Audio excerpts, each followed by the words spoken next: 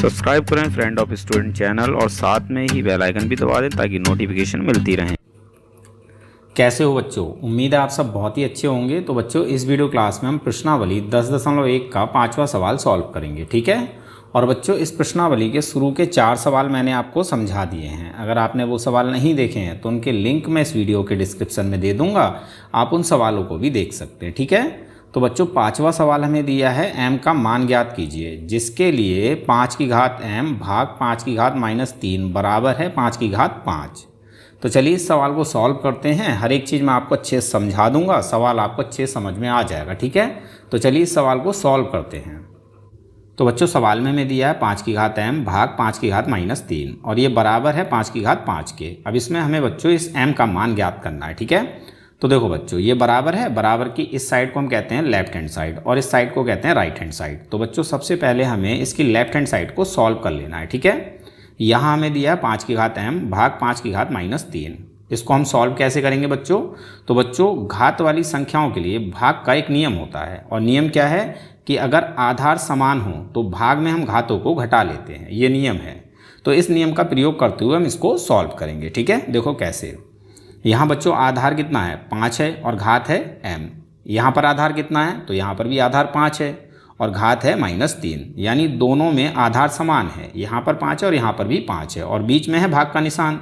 तो भाई नियम क्या कहता है? नियम ये कहता है कि अगर आधार समान हो तो भाग में हम घातों को घटा लेते हैं। तो हम क्या करेंगे, इस वाली घात में से इस घात को घटा लेंगे, ठीक है। चलिए इसको सॉल्व करते हैं और अच्छे समझ में आ जाएगा। दोनों के आधार हैं 5, तो एक बार हमें आधार लिख लेना है 5, ठीक है। अब यहाँ घात है m, तो यहाँ हम घात लगा लेते हैं m।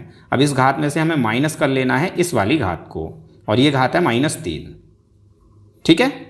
क्लियर हो गया? ठीक है। और बराबर में है 5 की घात 5।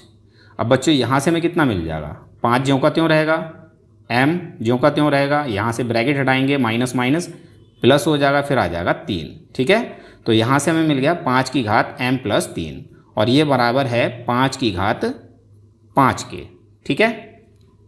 अब बच्चों, यहाँ पर हमें इन दोनों संख्याओं की तुलना कर लेनी है। देखो, ये बराबर का निशान है, इसका मतलब क्या है कि यहाँ पर जो भी संख्या है वो इस संख्या के बराबर है, यानी यहाँ वाली संख्या और यहाँ वाली संख्या ये दोनों आपस में बराबर हैं, ठीक है।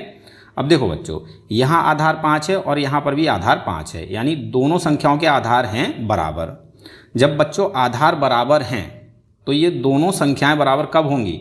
जब इनकी घातें भी बराबर होंगी। यहाँ घात 5 है तो यहाँ पर भी घात 5 होनी चाहिए, तभी ये दोनों संख्याएं बराबर होंगी, ठीक है। तो इनके आधार बराबर हैं, इसीलिए इनकी घातें भी बराबर होनी चाहिए। तो यहाँ हम लिखेंगे तुलना करने पर।